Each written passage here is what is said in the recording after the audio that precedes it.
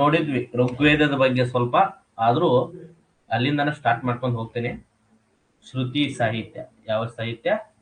ಶ್ರುತಿ ಸಾಹಿತ್ಯ ಅಂತ ಹೇಳಿ ಕರಿತೀವಿ. ಶ್ರುತಿ ಸಾಹಿತ್ಯ. ಇಲ್ಲಿ ಋಗ್ವೇದ, ಇವತ್ತಿನ ಕುರಿತು ಋಗ್ವೇದದ ಕುರಿತು ಚರ್ಚೆ ಮಾಡ್ತಿದ್ವಿ ಇವತ್ತಿನ ಕ್ಲಾಸ್ ನಲ್ಲಿ. ಈ ಋಗ್ವೇದವನ್ನ ವಿಶ್ವದ ಅತ್ಯಂತ ಹಳೆಯ ಧಾರ್ಮಿಕ ಪಠ್ಯ ಎಂದು ಕರೀತಾರೆ. ಏನ್ ಮಾಡ್ತಾರೆ? ವಿಶ್ವದ ಅತ್ಯಂತ ಹಳೆಯ ಧಾರ್ಮಿಕ ಪಠ್ಯ, ವಿಶ್ವದ ಅತ್ಯಂತ ಹಳೆಯ ಧಾರ್ಮಿಕ ಪಠ್ಯವಾಗಿ ಋಗ್ವೇದವನ್ನ ಕರೆದಿದ್ದಾರ.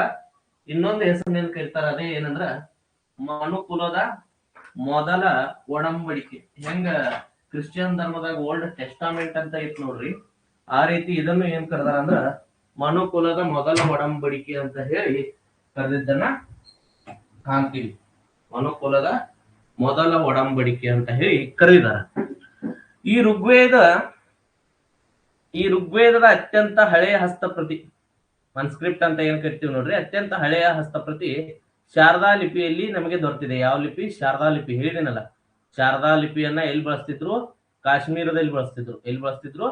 ಕಾಶ್ಮೀರದಲ್ಲಿ. ಅದರಲ್ಲೂ ಸ್ಪೆಷಲ್ ಆಗಿ ಕಾಶ್ಮೀರ್ ಬ್ರಾಹ್ಮಿನ್ಸ್ ಏನ್ ಮಾಡ್ತಿದ್ರು ಅಂದ್ರ ಸಂಸ್ಕೃತವನ್ನ ಬರೆಯೋದಿಕ್ಕೆ ಯಾವ್ದನ್ನ ಬಳಸ್ತಿದ್ರು ಅಂದ್ರ ಶಾರದಾ ಸ್ಕ್ರಿಪ್ಟ್ ಅನ್ನ ಬಳಸ್ತಿದ್ರು ಅಂತ ಹೇಳಿದೀನಿ.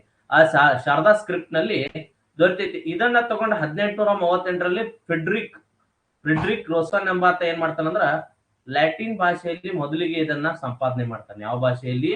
ಲ್ಯಾಟಿನ್ ಭಾಷೆಯಲ್ಲಿ ಮಾಡ್ತಾನ. ಆದ್ರೆ ಮ್ಯಾಕ್ಸ್ ಮುಲ್ಲರ್ ಏನ್ ಮಾಡ್ತಾನಂದ್ರ ಈ ಮೂಲ ಗ್ರಂಥವನ್ನ ತಗೊಂಡು ಸಂಪಾದನೆ ಮಾಡದೆ ಈ ಮೂಲ ಗ್ರಂಥದ ಮೇಲೆ ಕೆಲವೊಂದಿಷ್ಟು ಕಮೆಂಟ್ಸ್ ಗಳನ್ನ ಬರ್ದಾರ. ಕಮೆಂಟರೀಸ್ ಅಂತ ಹೇಳಿ ಕರಿತೀವಿ, ಅಥವಾ ಭಾಷ್ಯಕಾರರು, ಟೀಕಾಕಾರರು ಅಂತ ಏನ್ ಕರಿತೀವಿ. ಅದರಲ್ಲಿ ಬರ್ತಕ್ಕಂಥವನು ಸಾಯನ ಅನ್ನುವಂಥವನು 14ನೇ ಶತಮಾನಕ್ಕೆ ಸಂಬಂಧಿಸಿದವನು. ವಿಜಯನಗರ ಅರಸರ ಕಾಲದಲ್ಲಿದ್ದ. ಎಲ್ಲಿದ್ದ? ವಿಜಯನಗರ ಅರಸರ ಕಾಲದಲ್ಲಿದ್ದ. ಆ ಸಾಯನನ ಟೀಕಾ ಗ್ರಂಥದಿಂದ ಸಂಪಾದನೆ ಮಾಡ್ತಾನೆ. ಯಾರ? Max Muller. ಋಗ್ವೇದವನ್ನ ಮೊದಲ ಬಾರಿಗೆ ಇಂಗ್ಲಿಷ್ಗೆ ಅನುವಾದ ಮಾಡಿದವನು ವಿಲ್ಸನ್. ಯಾರು ಅನುವಾದ ಮಾಡ್ತಾರ? ವಿಲ್ಸನ್ ಇಂಗ್ಲಿಷ್ಗೆ ಋಗ್ವೇದವನ್ನ ಮೊದಲ ಬಾರಿಗೆ ಅನುವಾದ ಮಾಡ್ತಾನೆ. ಈ ಋಗ್ವೇದದ ಪಠಣಿಗಳನ್ನ ಹೋತ್ರ ಎಂದು ಕರೆಯಲಾಗುತ್ತಿತ್ತು. ನೋಡ್ರಿ, ವೆರಿ ಇಂಪಾರ್ಟೆಂಟ್. ಏನ್ರಿ? ಋಗ್ವೇದದ ಪಠಣಿಗಳನ್ನ, ಹಿಮ್ಸ್ ಅಂತ ಏನ್ ಕರಿತೀವ್ರಿ, ಆ ಪಠಣಿಗಳನ್ನ ಹೋತ್ರ ಎಂದು ಕರೆಯಲಾಗುತ್ತಿತ್ತು. ಋಗ್ವೇದದಲ್ಲಿರ್ತಕ್ಕಂತಹ ಮಂತ್ರಗಳನ್ನ ರುಚ ಅಥವಾ ರಿಚ ಎಂದು ಕರೆಯಲಾಗುತ್ತಿತ್ತು. ಏನೆಂದು ಕರೆಯಲಾಗುತ್ತಿತ್ತು? ರುಚ ಅಥವಾ ರಿಚ ಎಂದು ಕರೆಯಲಾಗುತ್ತಿತ್ತು. ಈ ಋಗ್ವೇದ ಜಗತ್ತಿನ ಅತ್ಯಂತ ಸಾಹಿತ್ಯಿಕ ಹಳೆಯದಾದಂತ, ಜಗತ್ತಿನ ಅತ್ಯಂತ ಓಲ್ಡೆಸ್ಟ್ ಹಳೆಯ ಸಾಹಿತ್ಯಿಕವಾದಂತಹ ದಾಖಲೆಯಾಗಿ ಗುರುತಿಸಿಕೊಳ್ಳುತ್ತ. ಯಾವ್ದ? ಋಗ್ವೇದ. ಇದು ಲಿಟರರಿ ವಿಷಯಕ್ಕೆ ಬಂದ, ಅದರಲ್ಲೂ ಲಿಟರೇಚರ್ ವಿಷಯಕ್ಕೆ ಬಂದ್ರೆ ಅತ್ಯಂತ ಓಲ್ಡೆಸ್ಟ್ ಜಗತ್ತಿನಾಗ ಯಾವ್ದಾದ್ರು ಇದ್ರೆ ಅದು ಋಗ್ವೇದ. ಇದು ಯಾವ್ದ್ರಿಂದ ಪ್ರಾರಂಭ ಆಗ್ತೈತಿ ಅಂದ್ರೆ ಅಗ್ನಿ ಪೂಜೆಯಿಂದ. ಅಗ್ನಿ ದೇವನನ್ನ ಪೂಜೆ ಮಾಡುವುದರ ಮುಖಾಂತರ, ಹೇಗೆ ನಮ್ಮೆಲ್ಲ ಗಣೇಶನನ್ನ ಪೂಜೆ ಮಾಡೋದ್ರ ತಕ್ಷಣ ಪ್ರಾರಂಭ ಆಗ್ತಾವಲ್ಲ, ಸಾಹಿತ್ಯ ಆಗ್ಲಿ ಯಾವುದೇ ಒಂದು ನಾಟಕ ಆಗ್ಲಿ, ಹಾಗೆ ಇಲ್ಲಿ ಅಗ್ನಿಯನ್ನ ಪೂಜೆ ಮಾಡುವುದರ ಮುಖಾಂತರ ಋಗ್ವೇದ ಆರಂಭವಾದದ್ದನ್ನ ಕಾಣ್ತೀವಿ. ಋಗ್ವೇದದ ಪ್ರತಿಯೊಂದು ಮಂತ್ರಕ್ಕೂ ಋಷಿ ದೇವತೆ ಅದರದೇ ಆದಂತ ಛಂದಸ್ಸುಗಳನ್ನ ಏನ್ ಮಾಡಿದಾರ ಅಂದ್ರೆ ಕೊಟ್ಟಿದ್ದಾರೆ. ಪ್ರತಿಯೊಂದು ತನ್ನದೇ ಆದಂತ ಸ್ತುತಿ ಗೀತೆಗಳನ್ನ ಹೊಂದೈತಿ. ಅವುಗಳನ್ನ ಸೂಕ್ತ ಅಂತ ಹೇಳಿ ಕರೆದಿದ್ದಾರೆ. ಏನ್ ಮಾಡಿದಾರ? ಪ್ರತಿಯೊಂದು ತನ್ನದೇ ಆದ ಸ್ತುತಿ ಗೀತೆಗಳನ್ನ ಹೊಂದಿರೋದ್ರಿಂದ ಅದನ್ನ ಸೂಕ್ತ ಅಂತ ಹೇಳಿ ಕರೆದಿದಾರ. ಕ್ಲಿಯರ್ ಆಯ್ತ್ರಿ?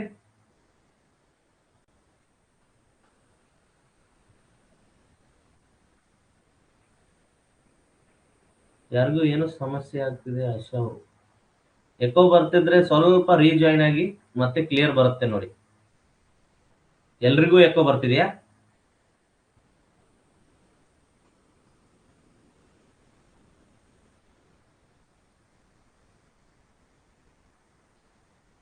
ರಿಪ್ಲೈ ಮಾಡಿ, ಯಾರಿಗೆ ಏನು ಸಮಸ್ಯೆ ಆಗ್ತಿದೆ ಕ್ಲಾಸಲ್ಲಿ.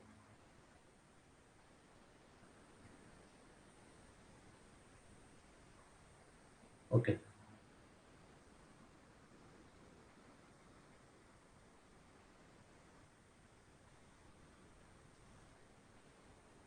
ವಿಷಯಕ್ಕೆ ಬರ್ತೀನಿ.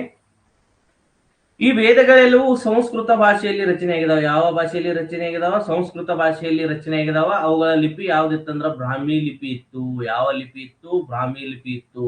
ಈ ವೇದ ಯಾವುದು? ಋಗ್ವೇದ ಸಂಸ್ಕೃತದಲ್ಲಿ ರಚನೆಯಾಗಿ ಬ್ರಾಹ್ಮಿ ಲಿಪಿಯಲ್ಲಿದ್ದು ದಶಮಂಡಲ ವ್ಯವಸ್ಥೆಯನ್ನ ಹೊಂದಿದೆ. ಏನ್ ಮಾಡಿದೆ? ದಶಮಂಡಲ ವ್ಯವಸ್ಥೆಯನ್ನ ಹೊಂದಿದ್ದು ಕೆಲವೊಂದಿಷ್ಟು ಮಂಡಲಗಳು ಏನಾಗಿದಾವ ಅಂದ್ರೆ ಇತ್ತೀಚೆಗೆ ಅಂದ್ರೆ ನಿನ್ನೆ ಮೊನ್ನೆ ಅಲ್ಲ, ಆಗ ಆ ರಚನೆ ಆದಂತ ಟೈಮ್ದಲ್ಲಿ ಕೆಲವೊಂದಿಷ್ಟು ಲೇಟರ್ ಆಗಿ ತದನಂತರ ಕಾಲಕ್ಕೆ ಸಂಬಂಧಿಸಿ ರಚನೆ ಆಗಿರೋದ್ರಿಂದ ಕೆಲವೊಂದಿಷ್ಟು ಜನ ಏನಂದಾರ ಅಂದ್ರ ಅದು ಅಷ್ಟೊಂದು ಏನು ಹಳೆಯವಾದಂತ ವೇದವಲ್ಲ, ಅದು ಇತ್ತೀಚೆಗೆ ನಿರ್ಮಾಣವಾದ ಅಥವಾ ರಚನೆ ಆದ ವೇದ ಅಂತಾನು ಕೆಲವೊಂದಿಷ್ಟು ಕರೆದಾರ. ಆದ್ರೆ ಇದರ ವಿಷಯಗಳ ಕಾಲಾನುಕ್ರಮಕ್ಕೆ ವ್ಯವಸ್ಥಿತಗೊಳಿಸಿದಂತ ವ್ಯಕ್ತಿ ಯಾರಂದ್ರ ಅವನು ಓಲ್ಡನ್ಬರ್ಗ್. ನೆನ್ಪಿಟ್ಕೋರಿ, ಓಲ್ಡನ್ಬರ್ಗ್ ಯಾವ್ದಕ್ ಲಿಂಕ್ ಅದಾನ ಅಂದ್ರೆ ಋಗ್ವೇದಕ್ ಲಿಂಕ್ ಅದಾನ. ಅದನ್ನ ಬಿಟ್ಟು ಬೇರೆ ಅದಕ್ಕೂ ಲಿಂಕ್ ಇಲ್ಲ. ಅವ್ ಓಲ್ಡನ್ಬರ್ಗ್ ಬಂದ್ಬಿಟ್ಟು ಈತ ಜರ್ಮನಿಯ ಅನ್ಸ್ತದ. ಈ ಓಲ್ಡನ್ಬರ್ಗ್ ಏನ್ ಮಾಡ್ತಾನಂದ್ರ ವ್ಯವಸ್ಥಿತವಾದ ಕಾಲಾನುಕ್ರಮಣಿಕೆಯಲ್ಲಿ ಅದರ ಮಂಡಲಗಳನ್ನ ಏನ್ ಮಾಡ್ತಾನಂದ್ರ ವ್ಯವಸ್ಥಿತಗೊಳಿಸಿದವನ್ ಯಾರಂದ್ರ ಸಿಕ್ಕಂತ ಹಸ್ತಪ್ರತಿಯಲ್ಲಿ ವ್ಯವಸ್ಥಿತಗೊಳಿಸಿದಂತ ವ್ಯಕ್ತಿ ಯಾರಂದ್ರ ಓಲ್ಡನ್ಬರ್ಗ್. ಕ್ರಿಸ್ತ ಪೂರ್ವ 1700ರ ಸುಮಾರಿಗೆ ಇದು ಸಂಯೋಜಿಸಲ್ಪಟ್ಟಿರಬಹುದು. ಏನಾಗಿರ್ಬಹುದು? ಸಂಯೋಜಿಸಲ್ಪಟ್ಟಿರಬಹುದು. ಹೇಗೆ ಸಂಯೋಜಿಸಲ್ಪಟ್ಟಿರಬಹುದು ಅಂದ್ರ ಕ್ರಿಸ್ತ ಪೂರ್ವ 1500 ಮತ್ತು 1200ರ ನಡುವೆ ಕೊನೆಯ ಸ್ತುತಿ ಗೀತೆಗಳನ್ನ ಏನ್ ಮಾಡಿದಾರ ಅಂದ್ರೆ ರಚಿಸಿದಾರ. ಇದರ ಹಲವಾರು ಪುರೋಹಿತ ಕುಟುಂಬಗಳ ಸ್ತುತಿ ಗೀತೆಗಳ ಸಂಗ್ರಹವಾಗಿದೆ ಯಾವುದು? ಋಗ್ವೇದ. ಯಾಕಂದ್ರೆ ಋಗ್ವೇದದಾಗ 1 ಮತ್ತು ಕೊನೆಯದಾದಂತ 10ನೇ ಮಂಡಲಗಳು ಏನಾಗ್ತಾವ ಅಂದ್ರ ಲೇಟರ್ ಆಗಿ ಅಂದ್ರ ನಂತರ ರಚನೆ ಆಗಿದಾವ್. 2ರಿಂದ 7 ಏನಂತಾವ ಅಂದ್ರೆ ಇವುಗಳನ್ನ ನಾವು ವಂಶ ಮಂಡಲಗಳು.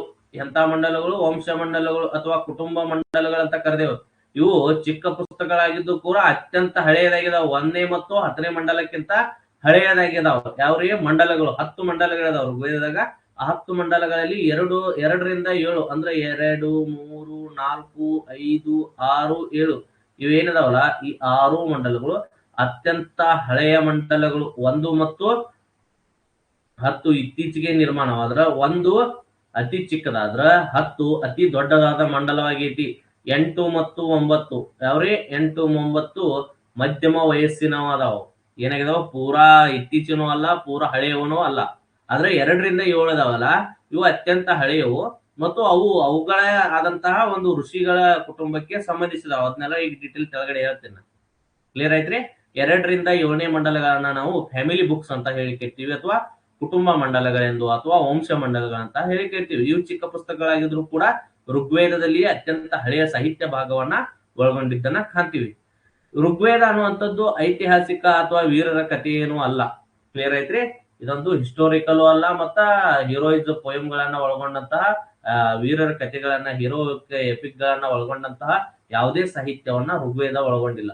ಆದ್ರೆ ಇದರ ಮುಖ್ಯ ಪುರೋಹಿತರ ಕುಟುಂಬಗಳ ಸ್ತುತಿಗೀತೆಯಾಗಿ ಏನಾಗೈತೆ ಅಂದ್ರ ಋಗ್ವೇದ ಗುರುತಿಸಿಕೊಂಡಿದೆ. ಹಲವಾರು ಪುರೋಹಿತ ಕುಟುಂಬಗಳಿದಾವ. ಅದರಂತೆ 8 ಮತ್ತು 9ನೇ ಪುಸ್ತಕಗಳು ಮಿಶ್ರ ವಯಸ್ಸಿನವು ಅಂತ ಹೇಳಿದನು. ಏನ್ರಿ? ಮಿಶ್ರ ವಯಸ್ಸಿನವು. ತೀರಾ ಇತ್ತೀಚಿನೂ ಅಲ್ಲ, ತೀರಾ ಹಳೆಯನೂ ಅಲ್ಲ. 1 ಮತ್ತು 10 ಇವು ಏನಾಗಿದಾವ? ನಂತರ ಅಂದ್ರ ಇವಕ್ಕಿಂತ 8, 9ರ ನಂತರ ರಚನೆ ಆಗಿದಾವ. 1 ಮತ್ತು 10. 2ರಿಂದ 7 ಪ್ರಾಚೀನ ಕಾಲದ ರಚನೆ ಆಗಿದಾವ. 8, 9 ತದನಂತರ ರಚನೆ ಆಗಿದಾವ. ಇವಕ್ಕಿಂತ ಲೇಟರ್ ಆಗಿ 1, 10 ರಚನೆ ಆಗಿರೋದನ್ನ ಕಾಣ್ತೀವಿ. ಇಲ್ಲಿ ಏನೇನಿದಾವ ಅಂದ್ರ ತ್ಯಾಗದ ವಿಧಿಗಳು, ಇತರ ಆಚರಣೆಗಳ ಸಮಯದಲ್ಲಿ ಇವುಗಳು ಅತ್ಯಂತ ಭಕ್ತಿಯಿಂದ ಪಠಿಸಲಾಗ್ತಿತ್ತು. ಯಾವುದನ್ನ? ತ್ಯಾಗದ ವಿಧಿಗಳನ್ನ. ತ್ಯಾಗ ಅಂದ್ರ ಯಜ್ಞದ ಸಮಯದಲ್ಲಿ ಮಾಡ್ತಕ್ಕಂತ ತ್ಯಾಗಗಳು, ಇನ್ನಿತರ ಆಚರಣೆಗಳು, ಧಾರ್ಮಿಕ ಆಚರಣೆಗಳನ್ನ ಅತ್ಯಂತ ಭಕ್ತಿಯಿಂದ ವಿಧಿವಿಧಾನದ ಮೂಲಕ ನಡೆಸ್ತಕ್ಕಂಥದ್ದು. ಈ ಋಗ್ವೇದದಲ್ಲಿ ಒಟ್ಟಾರೆಯಾಗಿ 1028 ಶ್ಲೋಕಗಳದಾವ. ಎಷ್ಟದಾವ? 1028 ಶ್ಲೋಕಗಳದಾವ. ಆ 1028 ಶ್ಲೋಕಗಳದಾಗ 1017 ಅಂತ ಕೊಟ್ಟೆಲ್ಲ, ಇದು ಶಕಾಲ ಸೆಕ್ಷನ್ದಾಗ ಅದಾವ. ಶಕಾಲ. ಈ ಋಗ್ವೇದಕ್ಕೆ ಟೋಟಲ್ ಆಗಿ 21 ಶಾಖೆಗಳದಾವ. ಎಷ್ಟು ಶಾಖೆಗಳು? 21 ಶಾಖೆಗಳು. ಆ 21 ಶಾಖೆದಾಗ ಅತ್ಯಂತ ಹಳೆಯ ಶಾಖೆ ಶಕಾಲ ಶಾಖೆ. ಈ ಶಕಾಲ ಶಾಖೆದಾಗ 1017 ಮಂತ್ರಗಳು. ಎಷ್ಟದಾವ್ರಿ? 1017 ಮಂತ್ರಗಳದಾವ. ಇದ್ರಾಗ ಇನ್ನೊಂದು ಬರ್ತೈತಿ ವಲಿಕಿಲ್ಯ ಅಂತ. ಶಕಾಲದಾಗ, ಇದು ಶಕಾಲವನ್ನು ಹೊರತುಪಡಿಸಿ ಅಲ್ಲ, ಅಪೆಂಡಿಕ್ಸ್ ಅನ್ನುವಂತ ಪದವನ್ನು ಯೂಸ್ ಮಾಡ್ತೀವಿ ಇಂಗ್ಲಿಷ್ನ್ಯಾಗ.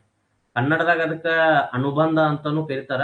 ಜೊತೆಗೆ ಹೆಚ್ಚುವರಿ ಪಟ್ಟಿ ಅಂತ ಕರಿತೇವೆ ನಾವು ಯಾವ್ದಾದ್ರು ಒಂದು ಸೆಲೆಕ್ಷನ್ ಲಿಸ್ಟ್ ಬಿಟ್ಟಾಗ ಒಂದು ಹೆಚ್ಚುವರಿ ಪಟ್ಟಿ ಅಂತೇಳಿ ಅದ ಲಿಸ್ಟ್ಕ ಸಂಬಂಧಿಸಿರ್ತೈತಿ. ಅದನ್ನ ಹೊರಗಿಂದಿರಲ್ಲ. ಆ ಹೆಚ್ಚುವರಿ ಪಟ್ಟಿ ಅಂತ ಹೆಂಗ್ ಕರಿತೀವಿ ನೋಡ್ರಿ, ಹಂಗ ಇದಕ್ಕ ವಲಕಿಲ್ಯ ಅಥವಾ ಬಲಕಿಲ್ಯ ಅಂತ ಕರೀತಾರ. ವಲಕಿಲ್ಯ ಅಥವಾ ಬಲಕಿಲ್ಯ ಅನ್ನುವಂಥದ್ದು ಶಕಾಲದ ಹೆಚ್ಚುವರಿ ಶಾಖೆ. ಇದು ಶಕಾಲದ ಅಪೆಂಡಿಕ್ಸ್ ಅಂತ ಕರಿತೀವಲ್ಲ. ಇದರಲ್ಲಿ 11 ಸ್ತುತಿಗೀತೆಗಳದಾವ. ಎಷ್ಟದವ್ರಿ? 11. ಈ ಮೂಲದಾಗ 1017 ಪ್ಲಸ್ ಇವ್ 11 ಕೂಡಿಸಿ 1028 ಶ್ಲೋಕಗಳು ಎದುರಾಗದಾವ ಅಂದ್ರ ಋಗ್ವೇದದಾಗ ಅದಾವ. ಶ್ಲೋಕ ಅಥವಾ ಸ್ತುತಿಗೀತೆಗಳು ಅಂತ ಹೇಳಿ ನಾವು ಕರಿತೀವಿ. ಇವು ಸ್ತುತಿಗೀತೆಗಳು, ಶ್ಲೋಕಗಳು ಹೊರತು ಮಂತ್ರಗಳಲ್ಲ. ಒಟ್ಟಾರೆ ಋಗ್ವೇದದಾಗಿರ್ತಕ್ಕಂಥ ಮಂತ್ರಗಳು 10,552ರಿಂದ ಹಿಡ್ಕೊಂಡು 10,600 ಹೆಚ್ಚು ಕಡಿಮೆ 10,600 ಮಂತ್ರಗಳದಾವ. ಈ ಮಂತ್ರಗಳನ್ನ ಅಷ್ಟಕಗಳಾಗಿ ವಿಂಗಡಿಸಿದಾರ. ಏನ್ ಮಾಡಿದಾರ? ಅಷ್ಟಕಗಳಾಗಿ 8 ಗುಂಪುಗಳಾಗಿ ಮಾಡಿದಾರ. ಅಂತ ಗುಂಪುಗಳು 8 ಗುಂಪುಗಳದಾವ. ಟೋಟಲ್ ಆಗಿ ಎಷ್ಟು ಅಷ್ಟಕಗಳದಾವ? 8 ಅಷ್ಟಕಗಳು ಎಲ್ಲಿದಾವ ಅಂದ್ರೆ ಋಗ್ವೇದದಾಗ. ಒಟ್ಟಾರೆ 64 ಅಧ್ಯಾಯಗಳದಾವ. ಎಷ್ಟದಾವ್ರಿ?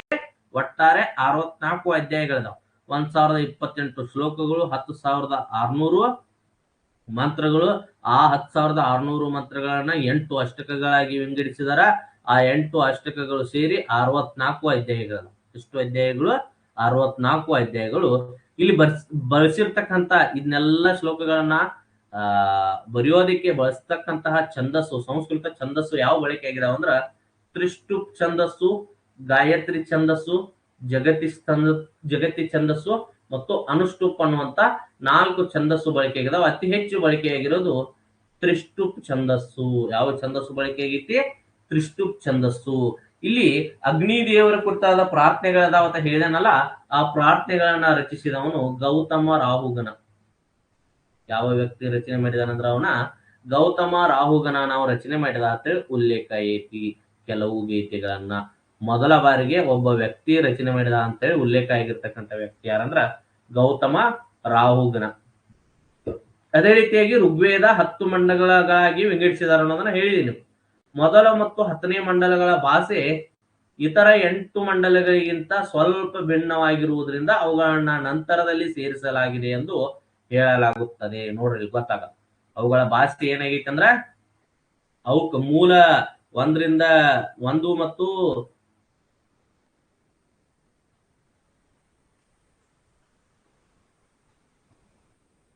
ನೀವು ಹಾಕ್ತಕ್ಕಂಥ ಕಮೆಂಟ್ಸ್ಗಳು ನನಗೆ ಕ್ಲಾಸ್ ಮಾಡುವಾಗ ಕಾಣಲ್ಲ.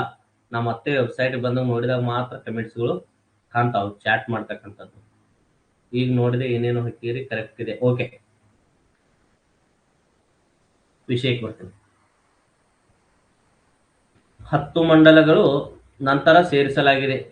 ವರ್ಣ ವ್ಯವಸ್ಥೆ ಅನ್ನುವಂಥದ್ದು ಉತ್ತರ ವೈದಿಕ ಕಾಲ ಅಥವಾ ನಂತರ ವೈದಿಕ ಕಾಲದಲ್ಲಿದೆ. ಋಗ್ವೇದ ಕಾಲದಲ್ಲಿಲ್ಲ. ಋಗ್ವೇದ ಕಾಲವನ್ನ ಅಂತ ಕಾಲ ಅಂತ ಕರಿತೀವಿ? ಪೂರ್ವ ವೈದಿಕ ಕಾಲ ಅಂತ ಕರಿತೀವಿ. ಉತ್ತರ ವೈದಿಕ ಕಾಲಕ್ಕೆ ಸೇರ್ಪಡೆಗೊಂಡ 10ನೇ ಮಂಡಲದಲ್ಲಿ ನೋಡ್ರಿ, ಉತ್ತರ ವೈದಿಕ ಕಾಲದಾಗ ಸೇರ್ಪಡೆಗೊಂಡಿತ್ತು ಯಾವುದು? 10ನೇ ಮಂಡಲ. ಅದರಲ್ಲೂ 10ನೇ ಮಂಡಲದಾಗ ಪುರುಷ ಸೂಕ್ತ ಅನ್ನೋದು ಸಂಪೂರ್ಣವಾಗಿ ಉತ್ತರ ವೈದಿಕ ಕಾಲಕ್ಕೆ ಸಂಬಂಧಿಸಿದೆ.